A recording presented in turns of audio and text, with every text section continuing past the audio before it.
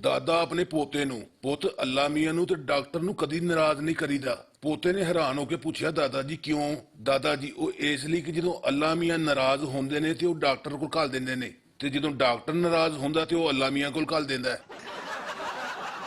ਇੱਕ ਟੀਚਰ ਨੇ ਬੱਚੇ ਕੋਲ ਪੁੱਛਿਆ ਕਿ ਮਾਂ ਦਾ ਦਰਜਾ ਜ਼ਿਆਦਾ ਹੈ ਕਿ ਉਸਤਾਦ ਦਾ? ਬੱਚੇ ਨੇ ਕਿਹਾ ਕਿ ਉਸਤਾਦ ਦਾ। ਟੀਚਰ ਹੈਰਾਨ ਹੋ ਕੇ ਉਹ ਕਿਦਾਂ? ਬੱਚਾ ਕਿਉਂਕਿ ਮਾਂ ਇੱਕ ਵਕਤ 'ਚ ਸਿਰਫ ਇੱਕ ਬੱਚੇ ਨੂੰ ਸੰਭਾਲ ਸਕਦੀ ਏ ਤੇ ਟੀਚਰ ਲੈਕਚਰ ਦੇ ਕੇ ਪੂਰੀ ਕਲਾਸ ਨੂੰ ਸੰਭਾਲ ਦਿੰਦਾ ਹੈ। ਬੱਚਾ ਮਾਂ ਨੂੰ ਮੈਨੂੰ ਕਹਾਣੀ ਸੁਣਾ, ਮੈਨੂੰ ਨੀਂਦ ਨਹੀਂ ਆਣ ਡਈ। ਮਾਂ ਪੁੱਤਰ ਥੋੜਾ ਸਬਰ ਕਰ, ਤੇਰਾ ਅੱਬਾ ਹਲੇ ਘਰ ਨਹੀਂ ਆਇਆ। ਜਦੋਂ ਮੈਂ ਉਹਨੂੰ ਘਰ ਲੇਟ ਆਉਣ ਦੀ ਵਜ੍ਹਾ ਪੁੱਛਣੀ, ਵੇਖਿਓ ਕਿਦਾਂ ਕਿਦਾਂ ਦੀ ਕਹਾਣੀ ਸੁਣਾਉਂਦਾ। एक पठान दुकानदार नु ये टीवी कितने का है? दुकानदार 20,000 दा। पठान इतना महंगा, इसमें क्या खूबी है?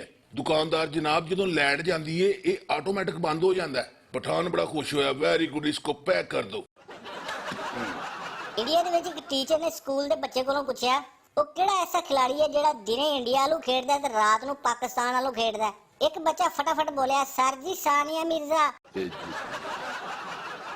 एक पठान नौकरी लैन वास्ते मोबाइल दी कंपनी च गया ते पहले ही सवाल ते उन्होंने फड़ के पठान नु दफ्तर तो बाहर कढ़ दिता। उन्होंने पठान कोलों ये पुछ लिया सी कि मशहूर नेटवर्क केड़ा वा?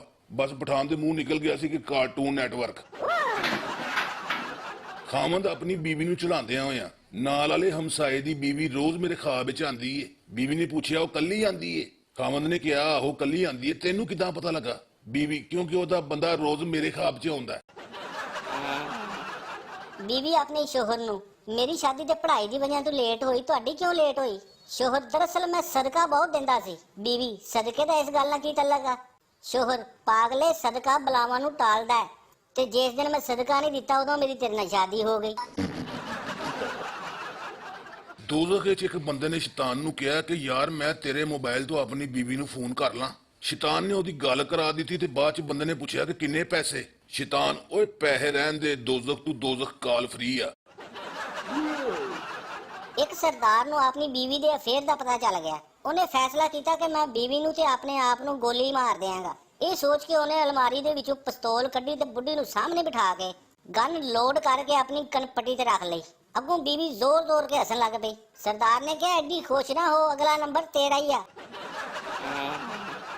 एक लड़का अपने दोस्त नु, यार मैं ते मेरी गर्लफ्रेंड शादी कर रहे हैं। अगू दोस्त ने खुश होकर पूछा, वाह यार कदों कर रहे हो? लड़का, मैं इसे महीने कर रहे हैं ते ओ अगले महीने कर रही है। एक पिंडू दो खूबसूरत लड़कियां नु जांदियां पिया वेख के साइकिल तो डिग पिया। लड़कियां ने बड़े प्यार नाल पूछा कि तेनू कोई सट ते नहीं लगी? पिंडू, ओ नहीं कमलियों, मैं ते साइकिल तो लैंदा ही इंज आ। एक बंदा अपनी बुढ़ी नु दफना के आया ते आसमान ते बादल छा गए। जोर जोर की बिजली कड़की ते तूफान आ गया। बंदे ने फौरन आसमान अल वेख के क्या लगदा पहुंच गई है। एक मरासी पुलिस स्टेशन की दीवार नाल बैठा पोटी कर रहा सी। उतों पुलिस ने आके उन्हें फड़ लिया। मरासी, जनाब मैनू ते चुक लिया जे, सबूत भी ते चुको। टीचर बच्चियां नू दसो सच ते वहम च की फर्क है? एक बच्चा, सर तुसी सानू पढ़ा रहे हो ये सच है ते असी पढ़ रहे हैं ये वहम आ।